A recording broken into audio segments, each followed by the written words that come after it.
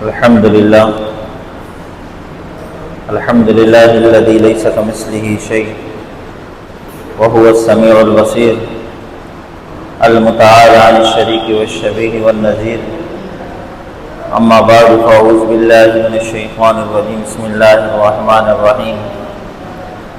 يا أيها الذين آمنوا توبوا إلى الله توبة نصوحا. وقال الله جل وعلا وذكر فإن الذكرى تنفع المؤمنين. صدق الله العظيم. وقال عليه الصلاة والسلام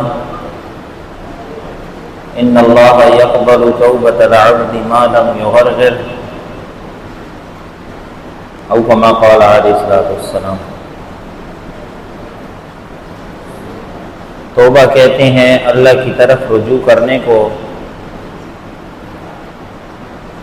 کیونکہ انسان ہے دیدہ و دانستہ، خطا ہو جاتی ہے، کبھی آنکھوں سے، کبھی زبان سے، کبھی کانوں سے، کبھی ہاتھوں سے، پاؤں سے، دل دماغ کے اندر گناہ کا خیال کا آ جانا.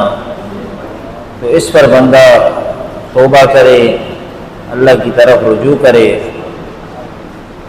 اور قرآن کے اندر فرمایا یا ایھا الذین آمنوا توبوا الی اللہ توبۃ نصوحا، اے ایمان والو توبہ کرو لیکن پکی توبہ. کتابوں کے اندر آتا ہے توبہ کی 3 شرائط ذکر کی ہیں. توبہ جو پکی توبہ ہے 3 شرائط ذکر کی ہیں. پہلی شرط فرمایا جس گناہ کے اندر لگا ہوا ہے فوراً اس گناہ کو چھوڑ دیا. جس گناہ پر لگا ہوا ہے اس گناہ کو چھوڑ دیا. دوسرا جو گناہ کیا ہے اس پر استغفار ہو، ندامت ہو. جو گناہ کیا ہے اس پر ندامت ہو، استغفار ہو، اور آئندہ گناہ نہ کرنے کا پکا عزم. یہ تیسری شرط. پہلی شرط جس گناہ کے اندر لگا ہوا ہے اس گناہ کو فوراً چھوڑ دیا. اور دوسری شرط جو گناہ کیا ہے اس پر توبہ استغفار ہو، ندامت ہو، ندامت ہو، شرمندگی ہو. اور تیسری شرط یہ ذکر کی توبہ کی کہ آئندہ گناہ نہ کرنے کا پکا عزم ہو. آئندہ گناہ نہ کرنے کا پکا عزم ہو. اور ایک جگہ قرآن کے اندر فرمایا ان الحسنات یذہبن السیئات، جو نیکیاں ہیں وہ گناہوں کو ختم کر دیتی ہیں. تفسیر کے اندر ایک جگہ لکھا کہ ایک بندے سے اگر گناہ ہو جائے، انسان ہے، خطا کار ہے، حدیث پاک میں آتا ہے آپ صلی اللہ علیہ وسلم نے فرمایا کل بنی آدم خطاؤن، ہر بنی آدم جو ہے وہ خطا کرنے والا ہے، اس سے خطا ہوتی ہے. انسان ہے، کمزور ہے، اس سے خطا ہوتی ہے. فرمایا کل بنی آدم خطاؤن، ہر بنی آدم خطا کرنے والا ہے. وخیر الخطائین التوابون، اور بہترین خطا کرنے والا وہ ہے جو توبہ کرنے والا. بہترین خطا کرنے والا وہ ہے جو توبہ کرنے والا ہے. تو اس لیے فرمایا ان الحسنات یذہبن السیئات، جو نیکیاں ہیں وہ گناہوں کو ختم کر دیتی ہیں، زائل کر دیتی ہیں.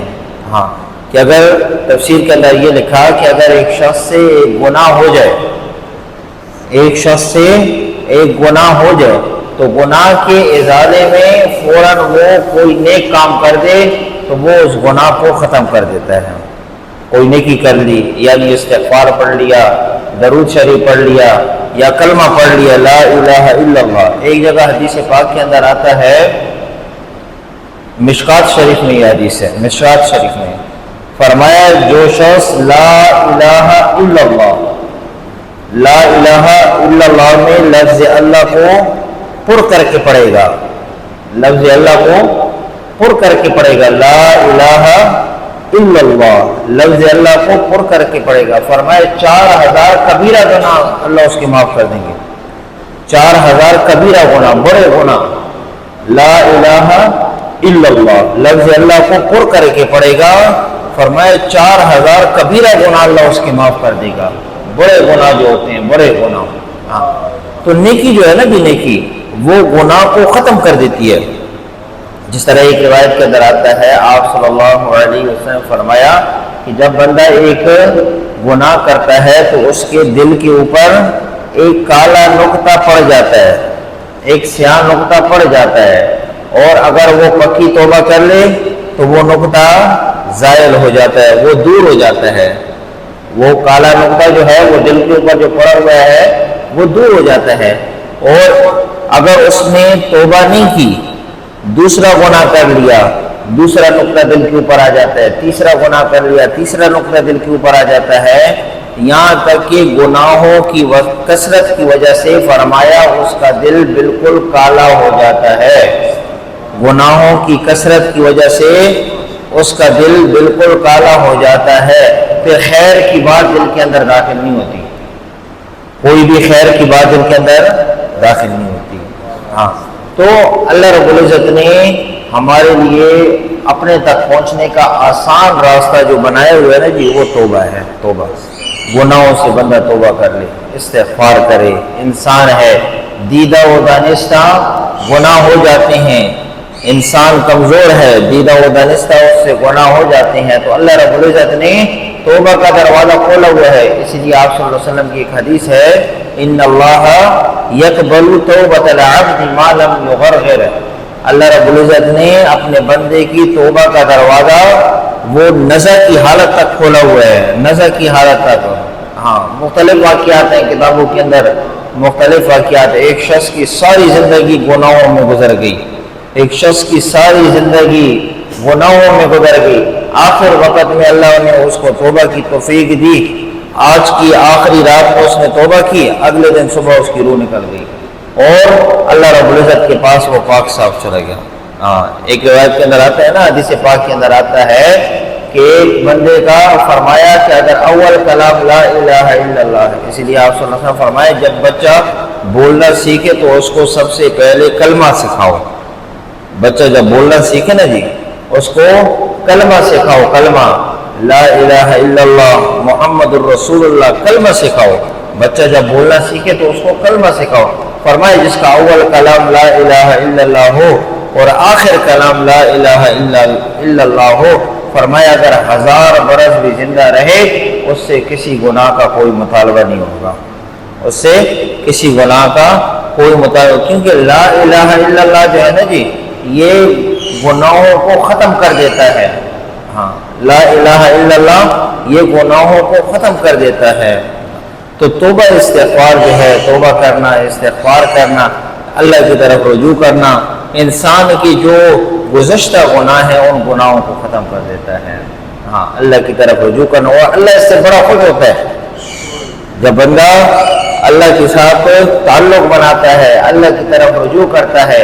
تو ایک جگہ کتاب کے اندر لکھا کہ اللہ رب العزت فرشتوں سے فرماتے ہیں کہ آج آسمانوں کے اوپر چراغاں کر دو، آج آسمانوں کے اوپر چراغاں کر دو، روشنیاں کر دو، چراغاں کر دو، میرے ایک روٹھے ہوئے بندے نے میرے ساتھ صلح کر لی ہے، میرے ایک روٹھے ہوئے بندے نے میرے ساتھ صلح کر لی ہے۔ اللہ بڑے خوش ہوتے ہیں، اور اللہ کو راضی کرنا بہت آسان ہے، اللہ کو راضی کرنا بہت آسان ہے۔ جس طرح حدیث پاک میں آتا ہے نا، فرمائے اے میرے بندے اگر تیرے گناہ آسمان کی چوٹیوں کو لگ جائیں، نہیں کر سکتا کوئی اتنے گناہ، پھر بھی فرمایا اے میرے بندے اگر تیرے گناہ آسمان کی چوٹیوں کو لگ جائیں اور تو ایک مرتبہ کہے اے اللہ مجھے معاف کر دے، اے اللہ مجھے معاف کر دے، فرمایا میری عزت کی قسم میں تیرے سارے گناہوں کو معاف کر دوں گا۔ ایک بندے کے گناہ فرمایا حدیث پاک میں آتا ہے، حدیث پاک میں اس کے اندر حدیث کے اندر شک نہیں کرنا چاہیے، حدیث کے اندر کوئی شک کی ضرورت نہیں ہے۔ آپ صلی اللہ علیہ وسلم فرمایا، حدیث قدسی ہے، فرمایا اے میرے بندے اگر تیرے گناہ آسمان کی چوٹیوں کو لگ جائیں، اللہ کی ذات بہت غفور الرحیم ذات ہے، فرمایا کہ اے میرے بندے اگر تیرے گناہ آسمان کی چوٹیوں کو لگ جائیں اور تو ایک مرتبہ کہے کہ اے اللہ مجھے معاف کر دے، اے اللہ مجھے معاف کر دے۔ فرمایا میری عزت کی قسم میں تیرے سارے گناہوں کو معاف کر دوں گا، ولا ابالی شیئا، اور مجھے کوئی بھی پرواہ نہیں ہوگی۔ اللہ سے کون پوچھنے والا ہے کہ اللہ نے اس کو کیوں معاف کیا؟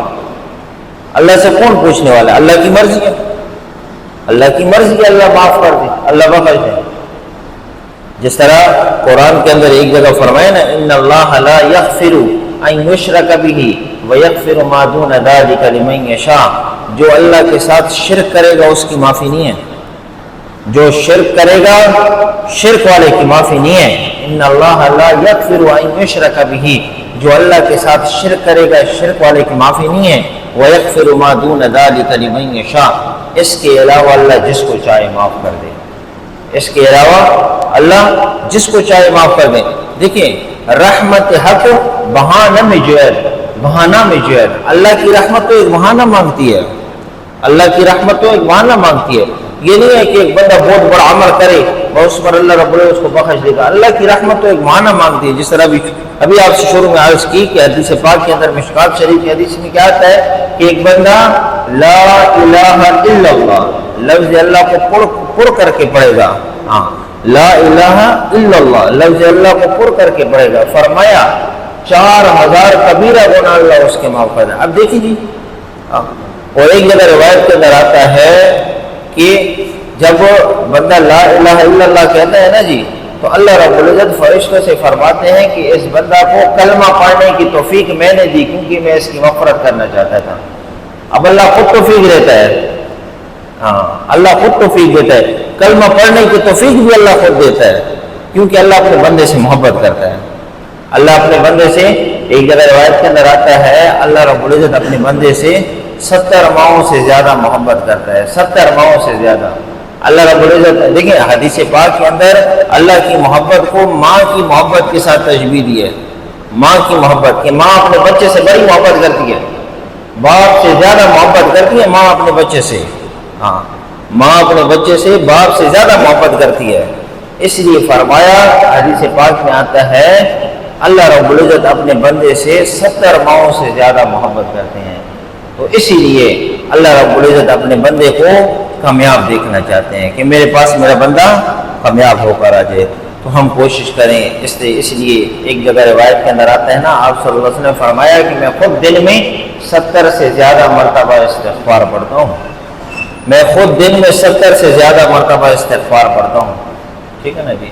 تو ہم کثرت سے ہم استغفار پڑھیں۔ آپ صلی اللہ علیہ وسلم کی حدیث پاک کے اندر آتا ہے طوبیٰ لمن وجد فی صحیفتہ استغفارا کثیرا، خوشخبری ہو، خوشحالی ہو اس شخص کے لیے جس کے عمل نامے میں کثرت سے استغفار ہوگا، ہاں جس کے عمل نامے میں کثرت سے استغفار ہوگا۔ تو انسان سے دیدہ و دانستہ گناہ ہو جاتے ہیں، تو ہم اپنے گناہوں پر اللہ رب العزت سے معافی مانگا کریں، ہاں اس سے اللہ خوش ہوتی ہے۔ جب بندہ اللہ سے مانگتا ہے نا، اللہ سے توبہ کرتا ہے، معافی مانگتا ہے، اللہ کی طرف رجوع کرتا ہے، اس سے اللہ خوش ہوتے ہیں، اللہ رب العزت اس سے خوش ہوتے ہیں۔ تو جس طرح شروع میں عرض کی کہ پکی توبہ کیا ہے جی؟ پکی توبہ 3 باتیں ذکر کی ہیں پکی توبہ کی۔ پہلی بات، جس گناہ کے اندر لگا ہوا ہے اس گناہ کو چھوڑ دیا، جس گناہ کے اندر لگا ہوا ہے اس گناہ کو چھوڑ دیا۔ اور دوسری بات، جو گناہ کیا ہے اس پر استغفار ہو، ندامت ہو، یا اللہ مجھے معاف کر دے، مجھ سے گناہ ہوا ہے، آنکھوں سے گناہ ہوا ہے، دماغ میں گناہ کا خیال آیا ہے، دل دماغ سے، ہاتھ پاؤں سے گناہ، تو فرمایا جو گناہ ہوا ہے اس پر ندامت ہو، پشیمانی ہو، ندامت ہو۔ اور تیسری بات جو ذکر کی کتابوں کے اندر، یہ ذکر کی کہ آئندہ کے لیے گناہ نہ کرنے کا پکا عزم ہو، گناہ نہ کرنے کا پکا عزم ہو۔